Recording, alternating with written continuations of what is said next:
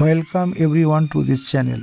সহজ টেকনিক চ্যানেলের পক্ষ থেকে সকলকে শুভেচ্ছা এবং অভিনন্দন।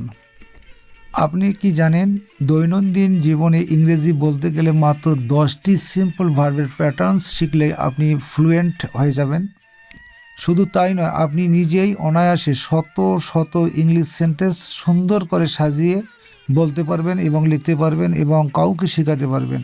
কিন্তু কিভাবে? লাইক, প্লে, ইট এগুলোর মতো ভার্বস দিয়ে এই ভিডিও থেকে পারফেক্ট সেন্টেন্স বানানোর কৌশল শিখুন এবং আপনার ইংরেজি শেখার ফর্মুলা চিরদিনের জন্য চেঞ্জ করে ফেলুন। আপনি জানেন কি, 90% লোক ইংরেজি শেখার সময় ভার্ব প্যাটার্নস আটকে যায় এবং এই জন্য তারা ইংরেজি শেখার ক্ষেত্রে কনফিডেন্স হারিয়ে ফেলে। 10টি ইজি প্যাটার্ন দেখাবো যা আপনাকে মাত্র কয়েক মিনিটে মাস্টার করে তুলবে। আজ থেকে আপনি ইংলিশে পারফেক্ট হবেন। চলুন শুরু করি। শুরু করার আগে একটি কথা, যারা চ্যানেলটি সাবস্ক্রাইব করেছেন তাদের সকলের সুস্বাস্থ্য এবং দীর্ঘায়ু কামনা করছি। আর যারা এই চ্যানেলে নতুন তারা চ্যানেলটি সাবস্ক্রাইব করুন এবং ভিডিওতে একটি লাইক কমেন্ট করুন। সম্ভব হলে ভিডিওটি আপনার বন্ধু বান্ধবের কাছে শেয়ার করুন।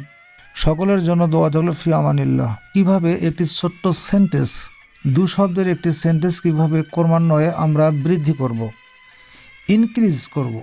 আই গো, আমি যাই। আই গো, আমি যাই টু স্কুল, আমি স্কুলে যাই। I go to my school, আমি আমার স্কুলে যাই। এখানে মাই ওয়ার্ডটি অতিরিক্ত যুক্ত হয়েছে। I go to my school by bus, আমি বাসে স্কুলে যাই। I go to my school by bus everyday. দেখুন কত সহজ, এটা আপনি কল্পনা করতে পারবেন না এটা কীভাবে সম্ভব। দেখুন, এরপর আমরা আই গোর পর পেলাম টু স্কুল অথবা two my school, two my school, two my school. তারপর পেলাম এখানে অতিরিক্ত বাই বাস, তারপর বাই বাসের পর এভরিডে।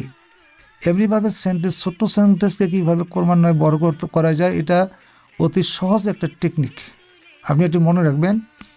এখানে একটি বিষয় লক্ষণীয় যে যদি বাংলা বাক্যকে আমরা ফলো করি, দেখুন আমি যাই, প্রত্যেকটি বাক্যের শেষে যাই শব্দটি যুক্ত হয়েছে, অর্থাৎ ক্রিয়াপদ। বাংলা বাক্যের প্রথমেই আছে আমি, অর্থাৎ কর্তা থাকবে আমি, কিন্তু ইংরেজির ক্ষেত্রে সাবজেক্টের সাথে ভার্ব থাকবে একসঙ্গেই, এটা মনে রাখতে হবে। এখানে আরেকটা বিষয় লক্ষণীয়, খুব সহজ করে আমি বলতেছি, আপনি এই সেন্টেন্সগুলোকে সবগুলোকে নেগেটিভ করবেন। Go, do not go, do not go, I এর ফাঁকে ডু নট গো, আই গোর ফাঁকে ডু নট গো বসালে এই সেন্টেন্সই নেগেটিভ হলো। আরও একটি ম্যাজিক দেখুন, এখানে যতটি 50টি সেন্টেন্স আছে, আপনি যদি 50টি সেন্টেন্সের পূর্বে ডু বসান তাহলে 50টি সেন্টেন্সে ইন্টারোগেটিভ হয়ে গেল। আর যদি সাবজেক্ট হি থাকে তাহলে ডাজ বসাইতে হবে। আপাতত আছে অ্যাফার্মেটিভ, সবগুলো সেন্টেন্স কিন্তু প্রেজেন্ট ইনডিফিনিট টেন্স। আমরা একসঙ্গে 3টে ফর্মুলা পাচ্ছি।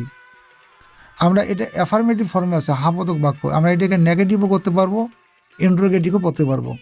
দ্বিতীয় প্যাটার্নে আমরা ড্রিঙ্ক নামক ভার্বটি ব্যবহার করব, যেটা পান করা। আই ড্রিঙ্ক, আমি পান করি।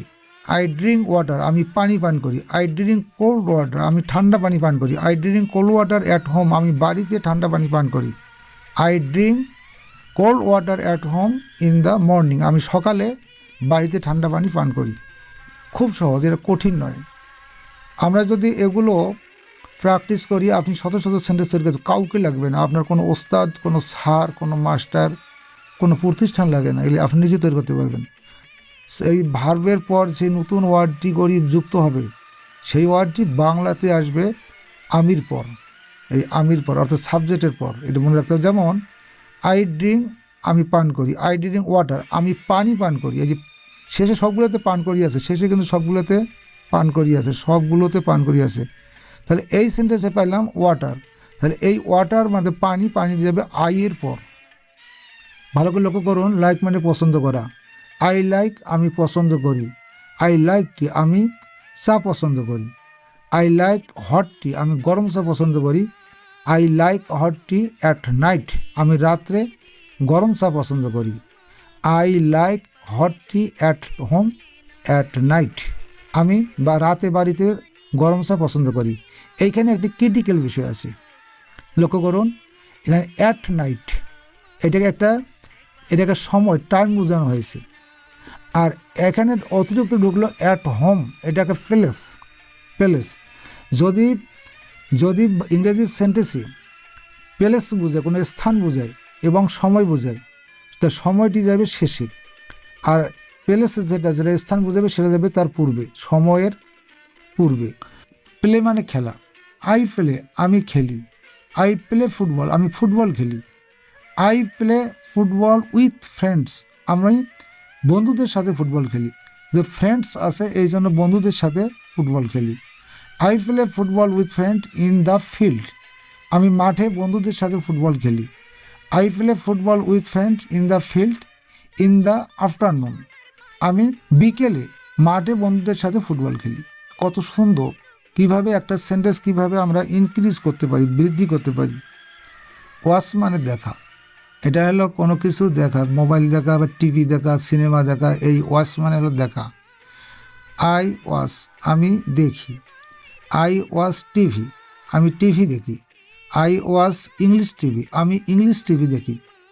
I watch English TV at home, আমি বাড়িতে ইংলিশ টিভি দেখি।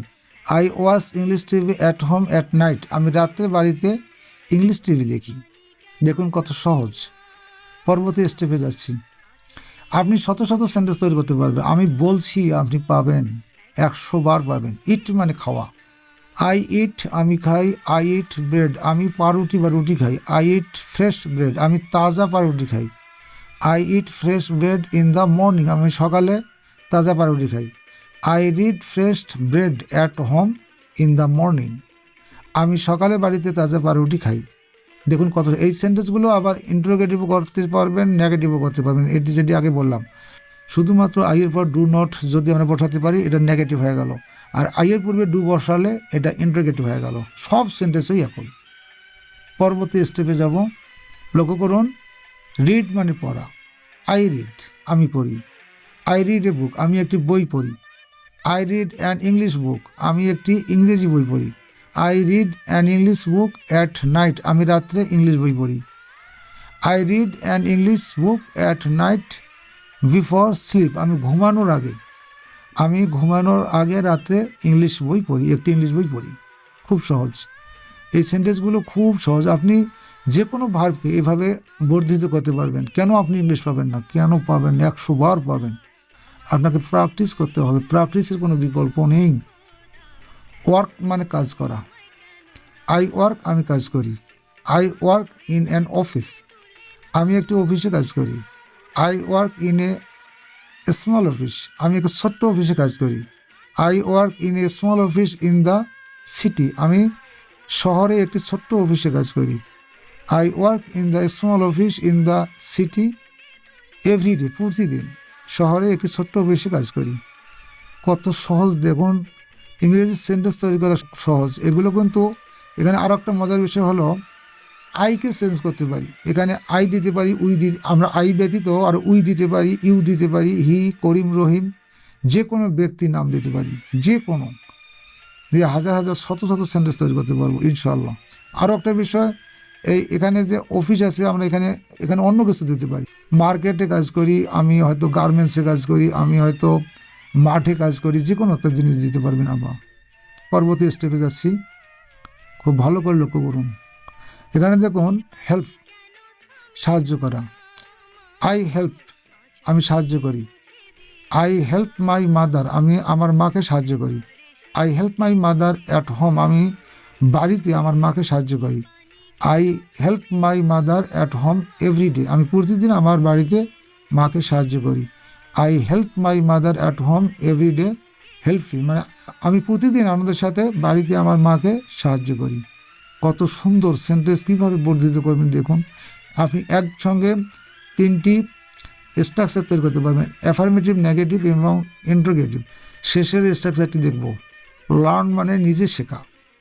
আই লার্ন, আমি শিখি। আই লার্ন ইংলিশ, আমি ইংলিশ শিখি। আই লার্ন সিম্পল ইংলিশ, আমি সহজ ইংলিশ শিখি। I learn simple English online, আমি অনলাইনে সহজ ইংরেজি শিখি বা ইংলিশ শিখি। I learn simple English online everyday, আমি প্রতিদিন অনলাইনে সহজ ইংলিশ বা ইজি ইংলিশ শিখি। এগুলো খুব কঠিন, আপনারা এগুলো প্র্যাকটিস করুন। সবগুলো প্রেজেন্ট ইনডিফিনিট টেন্স। এগুলোকে অনেকের সেন্টেন্স বৃদ্ধি করতে পারেন না, এটা কীভাবে বৃদ্ধি করবেন ভিডিওটি দেখলেন। যারা চ্যানেলটি এখনও সাবস্ক্রাইব করেননি তারা সাবস্ক্রাইব করুন এবং ভিডিওতে লাইক কমেন্ট শেয়ার করুন। পরবর্তী ভিডিও দেখার আমন্ত্রণ জানাচ্ছি। সকলের সুস্বাস্থ্য এবং দীর্ঘায়ু কামনা করে ভিডিওটি আজকের মধ্যে এখানে শেষ করছি। ধন্যবাদ সকলকে। খোদা হাফেজ।